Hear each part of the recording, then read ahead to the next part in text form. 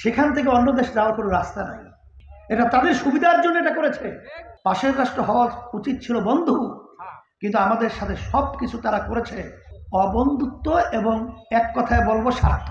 সব স্বার্থগুলোই ভারতের জন্যই হয়েছে, আমাদের দেশের জন্য হয় নাই। ভারত ঢুকবে বাংলাদেশে, ঢুকে আবার যেখানে ঢুকবে সেখান থেকে অন্য দেশে যাওয়ার কোনো রাস্তা নাই। এটা তাদের সুবিধার জন্য এটা করেছে। আর আমাদের ভুটান সহ বিভিন্ন 17 থেকে 18 কিলোমিটার রাস্তা ট্রানজিট এতবার ভারতকে চাওয়ার পরেও আমাদেরকে সেই সুবিধা দেয় নাই। এই জন্য আমি বলবো পাশের রাষ্ট্র হওয়া উচিত ছিল বন্ধু, কিন্তু আমাদের সাথে সবকিছু তারা করেছে অবন্ধুত্ব এবং এক কথায় বলবো স্বার্থ। আর এই স্বার্থ উদ্ধারের জন্য এই কাজ করেছে আওয়ামী লীগ সরকার, যে সব স্বার্থগুলোই ভারতের জন্যই হয়েছে, আমাদের দেশের জন্য হয় নাই।